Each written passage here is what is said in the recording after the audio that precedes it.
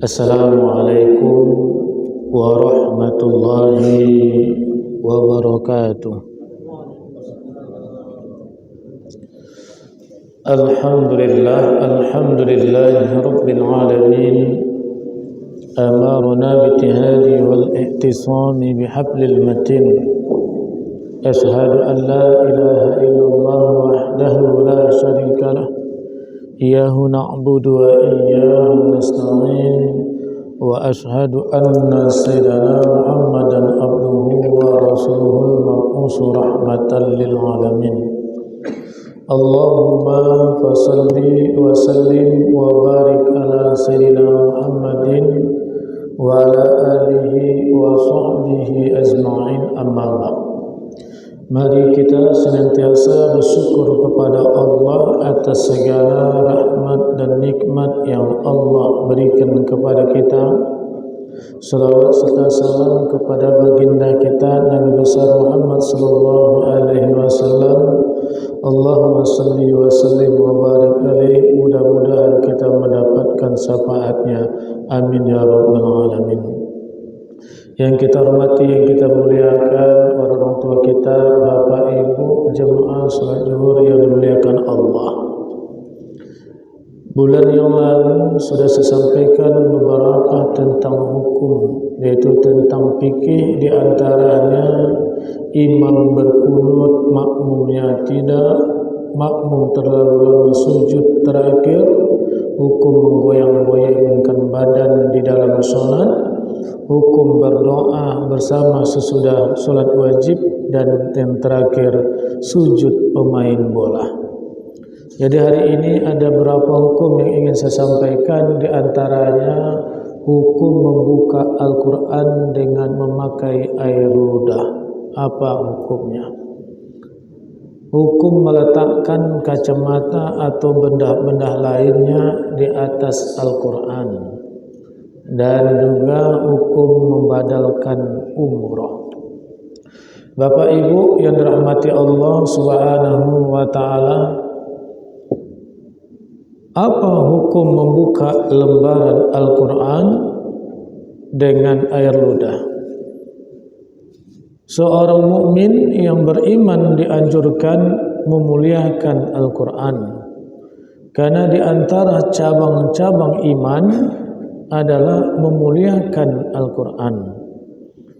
Di dalam surah Al-Hajj ayat 32, wa may yu'azzim sa'airallahi fa innaha min taqwal qulub. Dan barang siapa yang mengagungkan siar-siar Allah, maka sesungguhnya itu timbul karena ketakwaan hati. Membuka lembaran Al-Quran dengan bantuan air ludah, maka dasar hukumnya adalah haram. Dasar hukumnya adalah haram. Kenapa bisa haram? Sebab tidak memuliakan dan mengagungkan Al-Quran. Memuliakan dan mengagungkan Al-Quran, meskipun air ludah itu tidak najis. Air ludah itu tidak najis, tapi tidak bisa mensucikan. Kita banyakkan, kita kumpul air ludah kita ambil wudhu di situ, takkan bisa sah wudhu kita. Dia memang tidak najis, tapi tidak bisa mensucikan. Itu air ludah. Kenapa bisa haram? Di antara pertama, tidak memuliakan Al-Quran, karena air ludah itu sesuatu yang menjijikkan. Agak jijik kalau ada orang sebelah kita buang air ludah, kita jijik nengok air. Kalaulah makanan, kita ludah makanan itu, jijik rasanya mau makan makanan itu. Maka dasar konsepnya menjijikkan. Syekh Muhammad Nawawi Al-Bantani di dalam kitab Syarah Qami'ut Tu'yan, Imam Nawawi Al-Bantani ini orang Banten. Gurunya Imam Khatib Al-Minangkabawi. Dulu sebelum proses pola pemahaman Wahabi di Masjidil Haram, itu para ulama-ulama yang lainnya boleh melakukan kajian, mengajar dan belajar di Masjid Nabawi dan bisa menjadi imam. Termasuk Imam Nawawi Al-Bantani pernah menjadi imam di Masjidil Haram. Termasuk juga gurunya Imam Khatib Al-Minangkabawi, orang dari Minang, itu juga pernah jadi imam di Masjidil Haram. Tapi sekarang diatur oleh kerajaan siapa saja yang bisa jadi imam, siapa saja yang boleh mengajarkan di Masjidil Haram. Jadi itu dia diatur. Apa katanya? Ta'zimul Quran wa ihtiramuhu min zalik. Di antara memuliakan Al-Quran dan mengagungkannya, wa allamhuhu minal lahwi bil buzaki bal ya'siluhu bil ma'. Bahwa tidak boleh, makna tidak bolehnya adalah haram menghapuskan dari tulisan huruf Al-Quran memakai air ludah. Kita menulis dengan tulisan pensil di kertas, menulis ayat-ayat Al-Quran, kerana ada salah tulisannya, lalu kita hapus dengan air ludah. Tidak boleh, haram, kata Imam Nawawi Al-Bantani. Akan tetapi hapuslah tulisan Al-Quran itu memakai air suci. Maka Syekh Ali bin Hasan Baharun dalam kitab As-Samsul Munirah juz 1 halaman 82, apa katanya? Yahrumu katbul mushafi binajasin wa ala najasin wa massuhu bimustaqzirin walau riqun fi nahwi qalbi wa raqih. Haram menulis Al-Quran dengan benda najis, haram dengan benda najis, dan di atas benda najis, bendanya yang kita pulpen tintanya dari najis, dan juga kertasnya juga dari najis, haram kita menulis Al-Quran. Dan juga menyentuh mushaf dengan yang menjijikkan atau dengan yang kotor, walaupun air ludah semisalnya membalikkan lembaran kertasnya, adalah haram hukumnya. Ini dari kitab Imam Syekh Ali bin Baharun. Nah, jika ada yang melakukan demikian itu, maka si pelaku tidak dapat dihukumkan kafir. Namun tatkala kalau ada untuk menghinakan Al-Quran, tidak memuliakan Al-Quran dengan niat merendahkan Al-Quran, maka jatuhlah hukumnya kepada kafir. Jatuhlah kepada kafir. Ucapan Syekh Ali Samrani mengikuti pendapat Imam Ramli tersebut. Demikian juga jika membalikkan lembaran Al-Quran menggunakan bantuan air ludah karena sesuatu hajat yang mendesak tanpa ada untuk merendahkan Al-Quran, maka menurut Imam Qalyubi, apa katanya? Dibolehkan. Tapi yang banyak mengharamkan tadi termasuk Imam Ramli. Imam Ramli ini termasuk juga muridnya Imam Syafi'i. Maka apa? Dalam Qalyubi mengatakan diperbolehkan karena ada hajat yang mendesak. Macam mana pula itu kalau pakai ludah mendesak? Nah, itu belum paham. Nanti insyaallah kita akan dapat kapan itu bisa mendesaknya. Kita ambil air ludah kita tempelkan di lidah. kita bukalah Al-Quran itu. Maka banyak pendapat para ulama itu hukumnya haram. Maka kehati-hatian kita Bapak.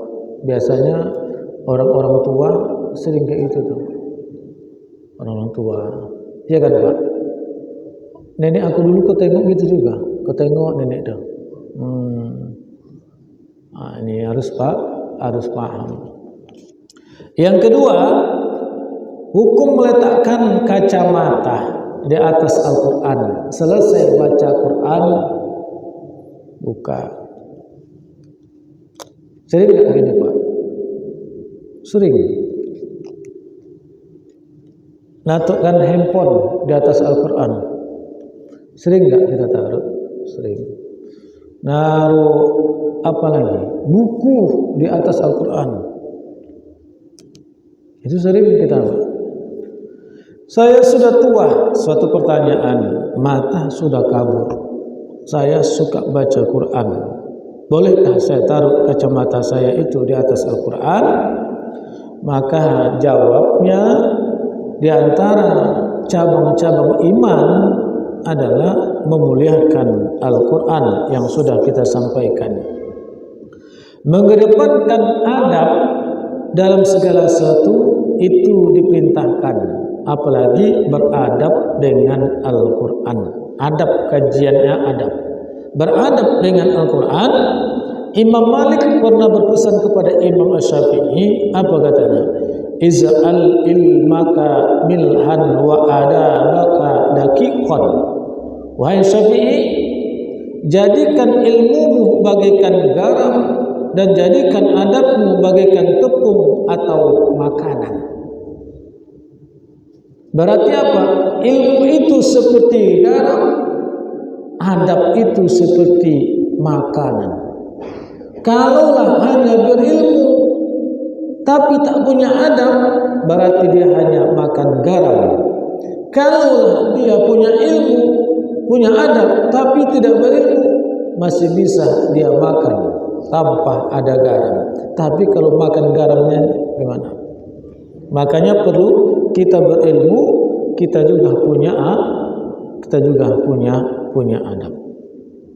Lalu apa hukumnya? Nah, di antara meletakkan kacamata di atas Al-Quran ditegaskan oleh Imam Muhammad Nawawi Al-Bantani dalam kitabnya tadi Qumi'ut Tu'yan halaman 16. Apa katanya? Wa syu'batut tasyi'a asyara, cabang iman yang ke-9 adalah ta'zimul Quran wa ihtiramuhu, mengagungkan Al-Quran dan memuliakan Al-Quran. Famin zalika ila an qala wa an la yad'a qawqaha say'an minal kutubi hatta yakuna abadan aliyan ala sa'iril kutub. Di antaranya bahwa jangan ia meletakkan sesuatu di atas Al-Quran, baik itu berupa buku-buku ataupun yang lainnya, akan tetapi mushaf Al-Quran yang paling tinggi selama-lamanya di antara buku. Sering nggak kita tengok di rumah kita, Al-Quran itu di bawah buku atau di atas buku kita taruh? Coba cek di rumah kita masing-masing. Maka apakah larangan ini bermakna makruh atau haram? Hukumnya meletakkan benda apapun di atas Al-Quran, karena belum tegasnya hukum itu, maka dalam kitab lain Imam Nawawi menceritakan jika meletakkan itu ada unsur menghinakan Al-Quran. Kalau kita taruhlah buku di atas Al-Quran niat menghinakan, kita taruh kacamata kita di atas Al-Quran niat menghinakan, kita taruh handphone di atas Al-Quran karena niat menghinakan, maka meletakkan itu menghinakan, hukumnya kafir. Kalau ada niat yang meletakkan itu hukumnya kafir. Jika tidak ada unsur menghinakan, hukumnya haram. Tidak ada unsur menghinakan, hukumnya haram. Bayangkan meletakkannya itu. Tetapi jika karena ada hajat, bisa jadi terdesak kita ke kamar mandi, bisa jadi sebagai tanda nanti mau nyambung lagi baca Al-Qur'annya, bisa jadi lupa kita meletakkan sini. Itu karena hajat. Maka kalaulah karena hajat itu diperbolehkan. Kalau hajat diperbolehkan. Pernyataan itu ditegaskan oleh Imam Nawawi dalam kitab Birqatus Sudit Tashki halaman 186.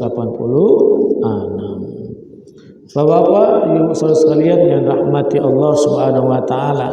Yang ketiga,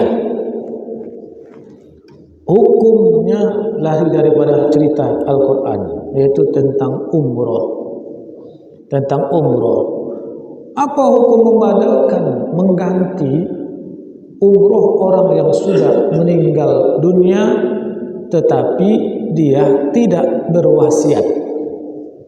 Pernah nggak Pak dengar dia berangkat umroh itu orang meninggal dunia tapi tak berwasiat?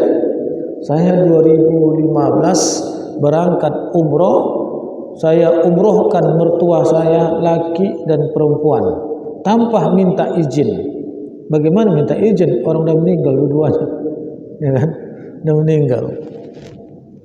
Apakah tidak ada wasiat dari mertua itu tadi, dari orang tua atau dari seseorang? Apakah sah umrohnya itu tadi atau tidak? Sah atau tidak? Nah, ada beberapa hal tentang hal ini, rinciannya.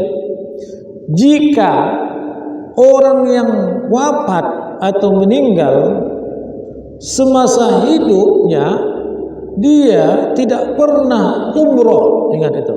Yang meninggal tidak pernah umroh dan dia juga tidak pernah berwasiat, tidak pernah umroh, tidak pernah berwasiat, maka boleh diumrohkan. Ada orang yang meninggal dunia tidak berwasiat,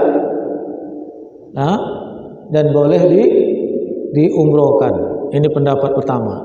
Yang kedua, menurut Imam Asy-Syafi'i, ada orang yang meninggal dunia lalu dia pernah berangkat umroh.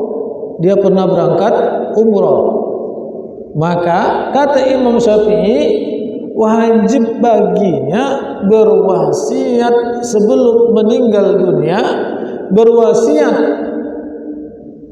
Nah, kalau nanti meninggal ayah, kau umrohkan ayahnya. Padahal ayahnya itu sudah pernah berangkat umroh. Maka orang yang pernah berangkat umroh, maka wajib baginya berwasiat kepada ahli warisnya kalau ahli warisnya itu mau umroh. Itu menurut Imam Syafi'i. Namun menurut Abu Hanifah, orang yang meninggal dunia sudah pernah berangkat umroh, namun dia tidak berwasiat agar diumrohkan lagi, maka sahlah umroh tersebut. Dia sudah pernah berangkat meninggal dunia, tapi dia tidak mewasiatkan anaknya mengumrohkannya, membadalkannya, maka sahlah umrohnya. Tapi Imam Syafi'i tadi tak sah. Kenapa? Tidak ada wasiat. Maka harus ada wasiat. Jadi yang ketiga apa? Yang boleh membadalkannya, ada orang yang sakit, orang tua yang tidak mampu untuk berangkat ke sana. Arti mampu itu bukan tak punya duit, punya duit, tetapi kesehatannya tidak bisa dijamin berangkat. Seperti apakah dia udah tua, lemas, letih, tak bisa berjalan, atau dia kena stroke, punya duit, punya. Ini boleh dibadalkan dengan syarat meminta izin sama mereka. Wah, ya, aku berangkat umroh, izin ya, aku badalkan ayah. Kalau izin ayahnya maka sah. Tapi kalau tak izin ayahnya, tak usahlah kau umrohkan ayah, udahlah, itu tidak sah umrohnya. Ini nampaknya udah pernah berangkat semua ini Pak ya, ke Tanah Suci. Udah semua kan Pak? Alhamdulillah. Ini udah semua Pak. Umroh udah pernah. Haji udah? Belum juga? Belum. Kau doakan berangkat. Ya. Mana yang belum berangkat? Coba tunjuk tangan, biar kau doakan. 1, 2, 3, 4, 5. Ini berangkat, dah semua berangkat ini. 6. Semuanya udah berangkat ini Pak ya. Udah haji semua. Umroh sudah. Masya Allah. Mudah-mudahan yang belum berangkat dijabahkan oleh Allah. Ya. Iya. Jangan pernah kita berputus asa. Doa minta. Kan kemarin kan udah pernah cerita saya, yang nenek-nenek yang setabat kemarin tuh, ya kan, 5 tahun dia doa sama Allah. Ya Allah, berangkatkan aku ke Tanah Suci ya Allah, di kota Makkah ya Allah. Aku ingin tawaf mengelilingi Ka'bah, aku ingin sa'i di antara Safa dan Marwah, dan aku ya Allah ingin ziarah di makam Nabi di kota Madinah. 5 tahun doa sama Allah. Ada gambar Ka'bah, dia tempelkan gambar Ka'bah. Labbaik Allahumma labbaik, labbaik la syarika lak labbaik, innal hamda wan ni'mata laka wal mulku la syarika lak. 5 tahun. Satu saat nenek ini ikut salat tasbih berjamaah dengan salat tasbih tak berjamaah, tapi beramai zikir akbar sama anggota wirid-wiridnya akbar.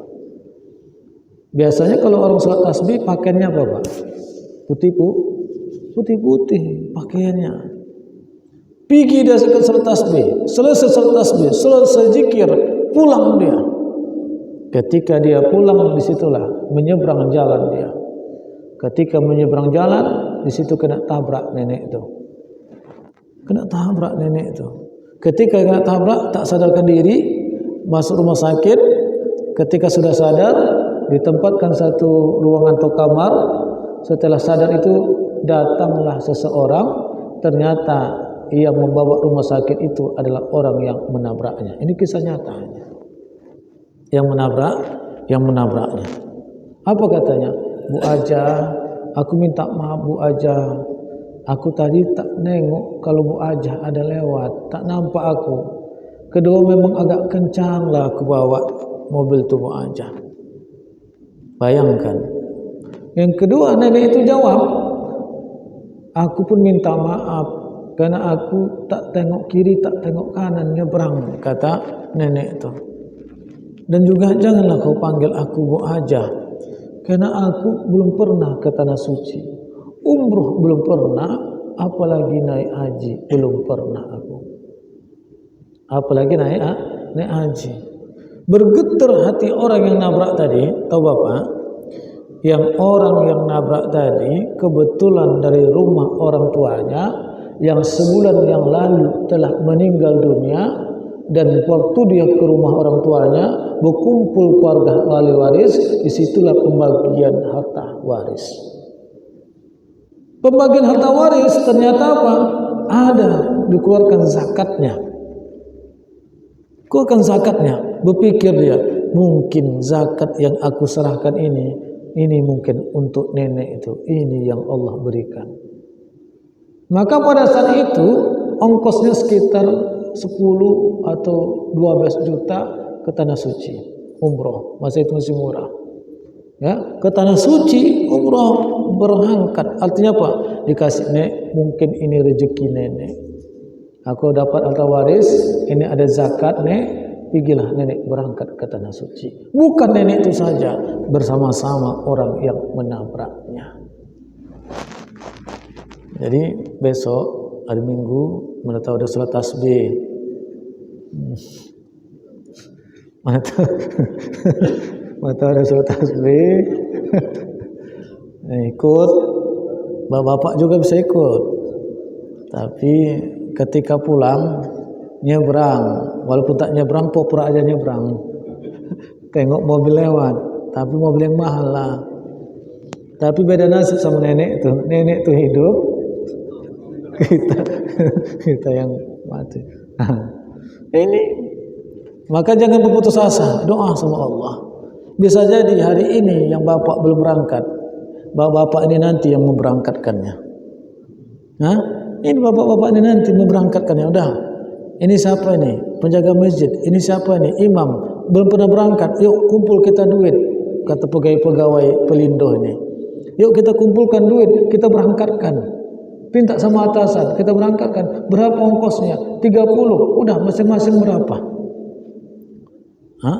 Mana tahu kan? Ini doa ini, minta sama Allah. Ya Allah, pegawai pelindo nih, Allah ngumpulkan duit lah untuk aku, ya Allah. Biar aku berangkat ke tanah suci. Bisa, rahasianya Allah Subhanahu wa taala.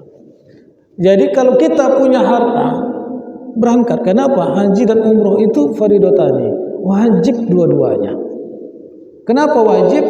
Bagi orang yang mampu, orang yang sanggup, punya kekayaan, kecukupan. Ketika dia punya kekayaan, kecukupan, tidak berangkat, maka hukumnya haram, berdosa kita. Orang yang haji punya waktu yang tertentu, umroh kapan saja bisa. Umroh itu paling tidak 3 jam sudah selesai. Nanti mikot di luar tanah haram.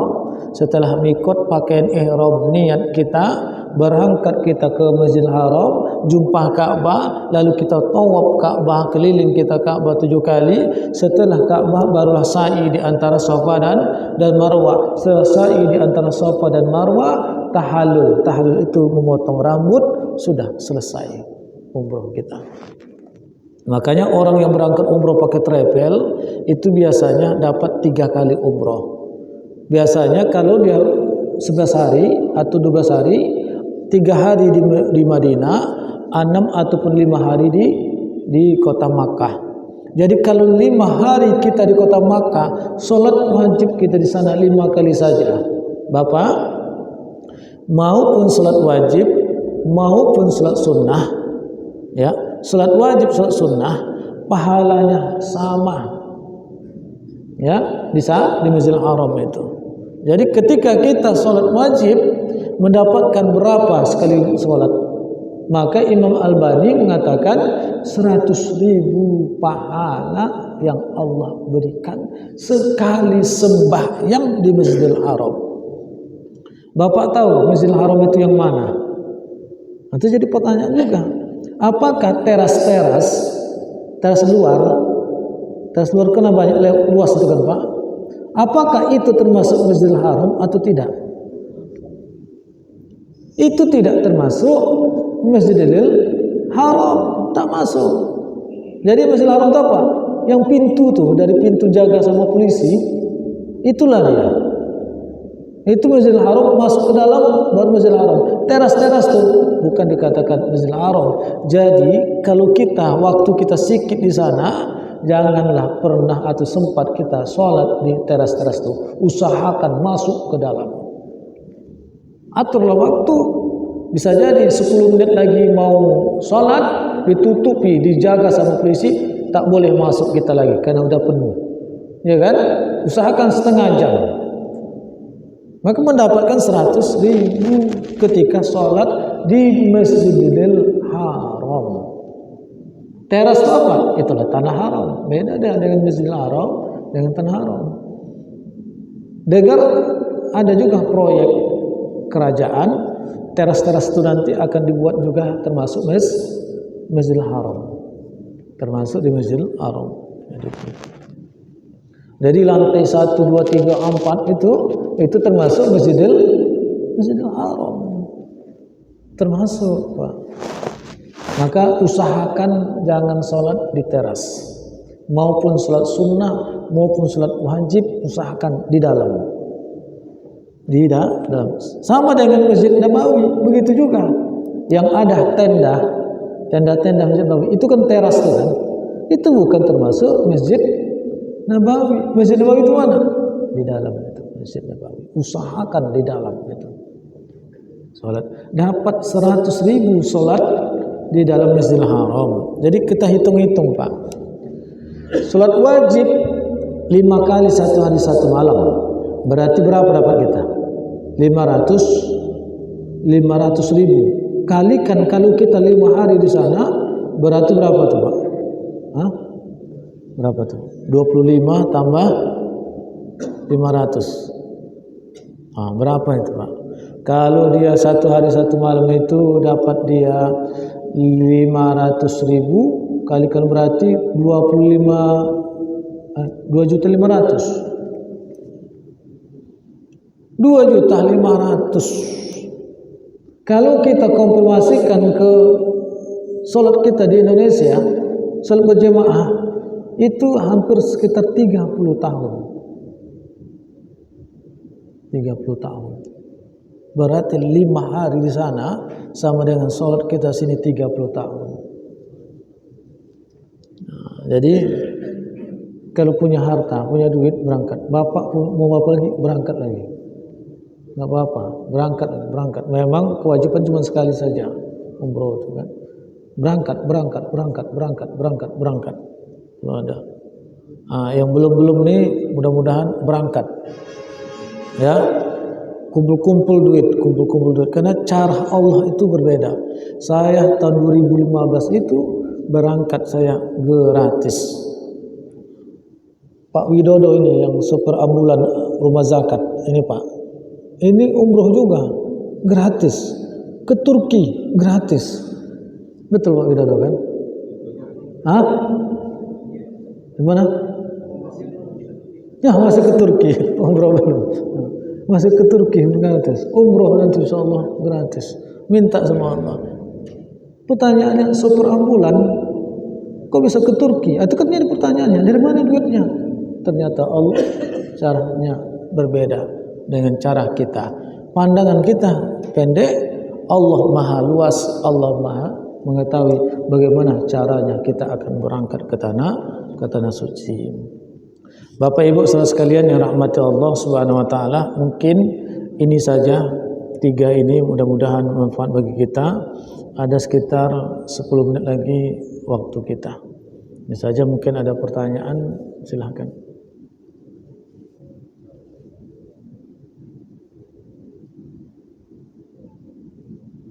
Baik, ayo Pak.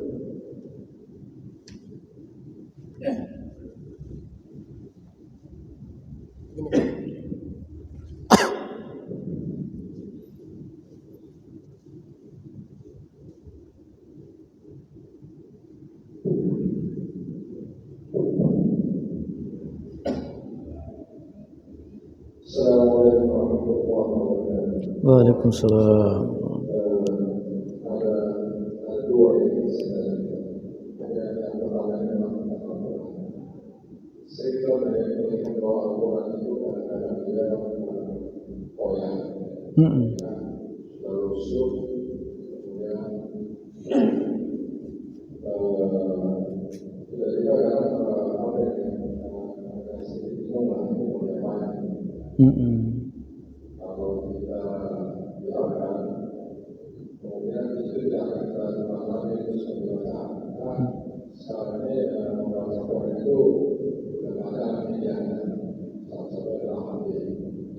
Nah, kalau saya sering itu sebenarnya kadang-kadang saya buang, saya bangun. Karena ada yang bilang kalau dibuang itu saja seolah-olah itu tadi digunakan, sehingga lebih bagus dimakan.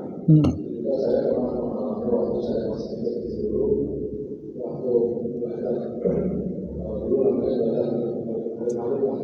Seperti itu. Itu yang mau saya minta konfirmasi dari saya.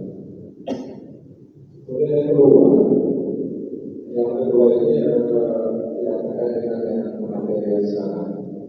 Cuma ini memang sering akan menjadi saya tentang dosa, kemudian tentang ajab. Jadi beberapa kali saya mendengar pengajian kalau dalam suatu tidak maksudnya informasi yang sampai dengan saya terima dosa meninggalkan sholat itu luar biasa sangat. Kemarin juga saya mendengarkan di radio Fahri juga, sekali kita tidak sholat itu dosanya sama dengan sekian tahun diajar di neraka. Kemudian ada beberapa cerita yang saya dengar. Kemudian ada yang saya dengar bahwa kadang-kadang yang menyelamatkan kita ini sebenarnya bukan kita timbangan kebaikan atau kejahatan. Kadang-kadang amal kita ini kadang-kadang tidak bisa menyelamatkan kita. Tapi ada satu kebaikan yang mungkin kita berikan kepada makhluk, itu justru tidak bisa menyelamatkan kita. Ada bagaimana bisa seorang orang ada yang memberikan air dengan kepada haji dan pertanyaan saya, kalau kita baca dengan bahwa di dalam tulisan nanti bahwa kita akan ditimbang antara pahala dan dosa. Ada yang lebih benar. Sesuatu yang akan ditempatkan. Kalau kita berkaca kepada itu tadi, sebenarnya boleh diselesaikan dengan cerita yang pertama tadi, bahwa kalau kita tidak berdosa, apakah kita tahu kita berdosa atau kita tidak pernah bersalah? Apakah kita akan memiliki dosa walaupun pahalanya saja, pahalanya lebih besar dari dosa? Apakah memang kita ini dimasukkan ke neraka dulu, walaupun pahala kita yang lebih banyak, sampai kita itu betul-betul bersih sehingga kita dimasukkan ke surga? Jadi kan walaupun kita ini memang sebenarnya betul-betul baik, meyakini yang bagaimana, tapi ini cukup memberi supaya nanti kalau kita berpikir bahwa yang tidak sholat itu masih akan dihukum dulu, seolah-olah timbangan itu yang sebenarnya sholat timbangan itu sebenarnya orang yang betul-betul masuk surga itu yang langsung masuk sholat dia tidak pernah melakukan. Akhirnya dia masih punya timbangan dosa. Bisa juga memang dia tidak salah karena dia harus bertobat. Tapi kan ada dosa-dosa yang tidak bisa diampuni oleh Allah Subhanahu wa Ta'ala. Misalnya dosa syirik, itu tidak bisa diampuni. Bagaimanapun kita bertobat, kita tidak akan dilakukan. Itu hanya akan menjadi tanggungan dosa kita. Nanti akan ditimbang dengan tanggungan mahal namanya. Nah, apakah kalau lebih tinggi dia langsung misalnya surga, atau dia disuruh dulu yang masuk surga, atau yang ini satu menjadi yang mudah-mudahan saya lakukan. Assalamualaikum warahmatullahi wabarakatuh. Waalaikumsalam. Baik, yang pertama tentang Al-Quran yang robek, yang kotor, yang jorok, yang kusam dalam fatwa MUI, ya, termasuk juga disampaikan oleh pakar hadis Mustafa Yaqub almarhum, itu mengatakan boleh dibakar. Jadi Al-Quran itu boleh dibakar karena ada sebab tadi, tak bisa dibaca, rusak, kotor, dan yang lainnya yang kita khawatir akan merendahkan Al-Quran, berserak sana berserak sini, membiarkan begitu saja dimakan oleh rayap, maka dibolehkan membakar Al-Quran. Tapi bakarlah Al-Quran itu di tempat yang suci, artinya bukan tempat kotoran. Contohnya membakarnya bukan di tempat tong sampah. Nah, itu kan bercampur itu, najis dan tak najisnya bercampur. Maka dikhususkan untuk tempat membakar Al-Quran. Diusahakan membakar Al-Quran itu sampai habis, jangan ada tersisa tulisan lagi. sehingga tidak membuat orang lain akan berdosa dengan itu. Yang kedua, orang yang meninggalkan salat, di dalam Al-Quran itu sudah diceritakan, ma salakakum fi saqar, qalu lam naku minal musallin. Penghuni surga bertanya kepada penghuni neraka, kenapa kalian bisa masuk ke dalam api neraka Saqar? Maka dikatakan, kami dulu meninggalkan sholat. Itu yang pertama. Yang kedua, masuknya surga itu adalah atas rahmatnya Allah. Seorang wanita yang penuh dengan dosa, lalu dia lihat anjing yang sedang kehausan, dia ambil air lalu dia kasih minum. Anjing tersebut, wanita itu meninggal dunia. Lalu diperhitungkan dengan dosanya, dengan memberikan minum anjing pun tadi menghapuskan dosa-dosanya. Ini kan rahmat Allah ceritanya.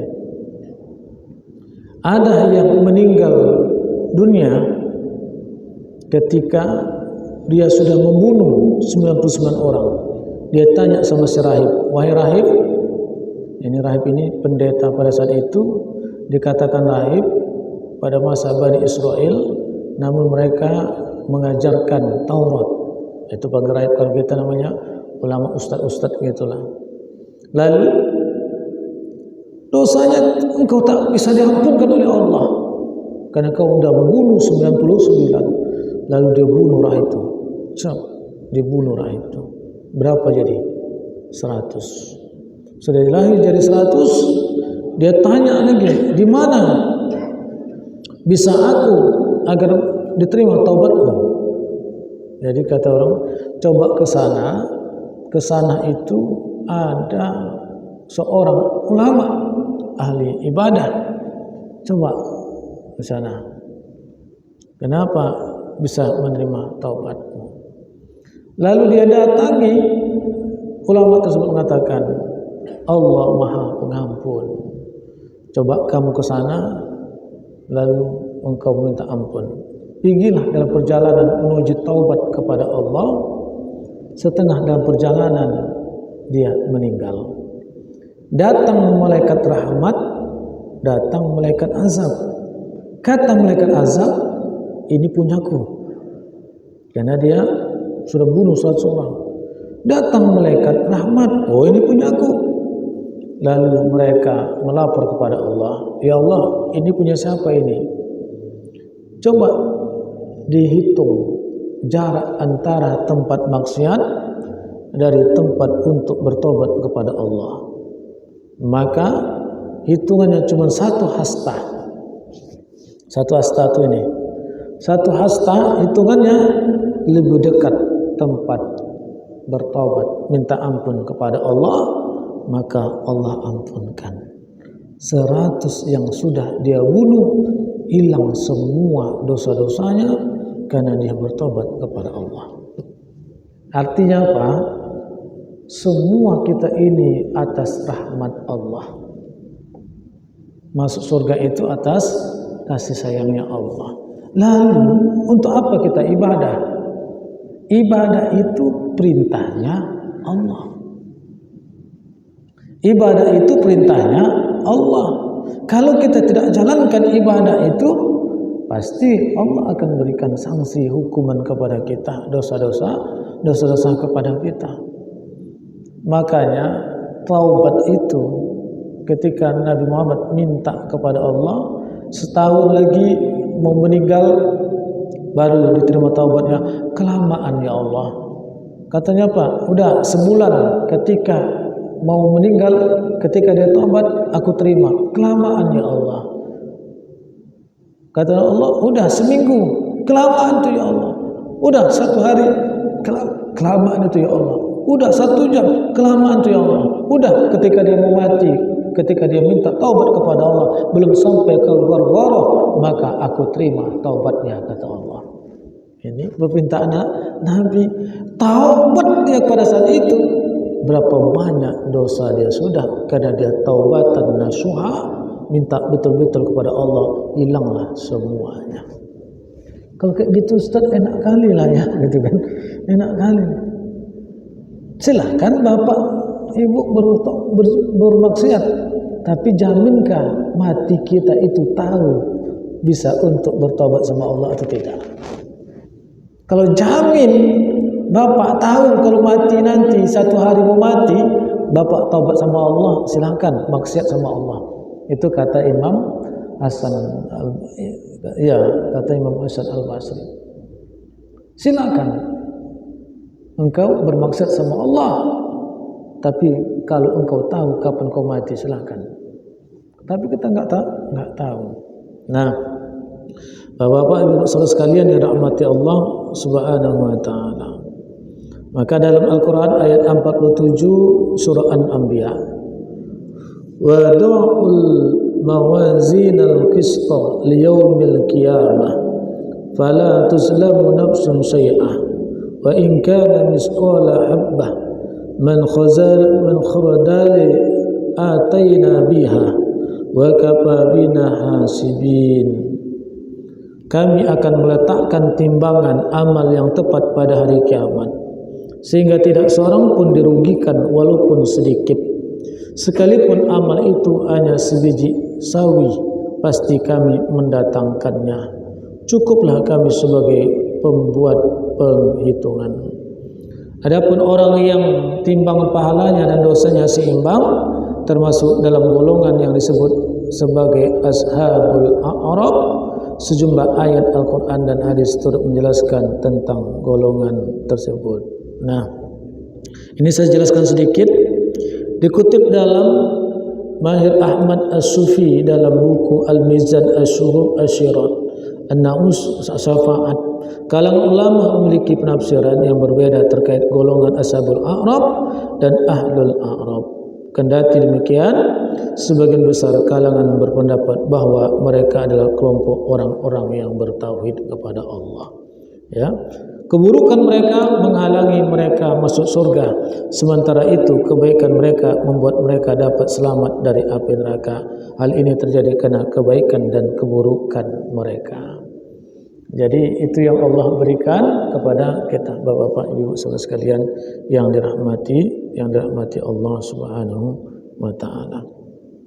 Ya, karena Rasulullah ditanya mengenai siapa yang jumlah atau berat kebaikan dan keburukannya seimbang, beliau menjawab, mereka adalah ashabul a'raf, mereka belum dapat masuk surga padahal mereka amat menginginkannya. Ini hadis ini berarti harus tuntaskan dulu dosa-dosanya, harus dibersihkan. Tapi ingat Bapak Ibu, masuk ke dalam api neraka atas dosa-dosa yang kita buat dan kita tidak bertobat sama Allah, ada pahala yang kita lakukan amal ibadah, sehingga timbangannya itu ketika ada timbangan pahala dan dosa, maka ada dosa kita, maka Allah bersihkan dulu dosa kita. Tapi ingat, ada namanya syafaat. Syafaat Nabi, masuknya kita ke dalam api neraka, tatkala Nabi mengatakan meminta syafaat atas kita, maka Allah akan keluarkan. Ada syafaat sahabat. Maka syafaat sahabat ketika itu bertanya, ya Allah, mana si fulan itu ya Allah? Maka kata Allah, dalam api neraka. Lalu sahabat itu mengatakan, ya Allah, mereka itu bersama kami sholat berjamaah, kami itu berpuasa bersama, mereka itu haji bersama. Maka ya Allah, keluarkanlah dari api neraka. Allah kabulkan permintaannya. Allah kabulkan permintaannya. Namun begitulah proses antara pahala dan dosa. Kalau selagi berdosa, tetap Allah bersihkan kita. Kalau orang yang tak sholat, Allah masukkan ke dalam api neraka syakor. Orang yang tidak puasa, Allah masukkan ke dalamnya. Jadi neraka-neraka itu ada tingkatan, surga juga ada tingkatan. Maka tingkatan Firdaus itu dapatkah kita atau tidak? Maka jangan berdosa. Usahakan kita minta ampun terus-menerus kepada Allah. Makanya ada timbangan, mizan. Ada timbangan. Itu saja mungkin Bapak-bapak sekalian yang dirahmati Allah Subhanahu wa taala. Ya, kami masyarakat kalau masih ada Bapak Ibu yang ingin bertanya, kayaknya cukup mohon doa. Na'udzu billahi minasyaitonir rajim. Bismillahirrahmanirrahim. Alhamdulillahi rabbil alamin wassalatu wassalamu ala asrafil anbiya'i wal mursalin wa ala alihi wa sahbihi ajma'in. Allahumma ahyina bil iman wa amitna bil iman wa ansurna bil iman wa dakhilna al jannata wal iman. Allahumma sabbitna wal iman wa qisna min ad-dunya wal iman wa khadim lana min al-jinni wal iman. Allahumma tawwil umurana wa sahih ansadana wa nawwir qulubana wa sabbit imanana wa ashid a'malana wa wasir rizqana ila al-khayri qarribna wa anishri abidna wa aliha wa izna fi ad-din wa ad-dunya wal akhirah innaka ala kulli shay'in qadir. Rabbana atina fid dunya hasanah wa fil akhirati hasanatan wa qina azaban nar walhamdulillahi rabbil alamin. Taqabbalallahu minkum. Assalamualaikum warahmatullahi wabarakatuh.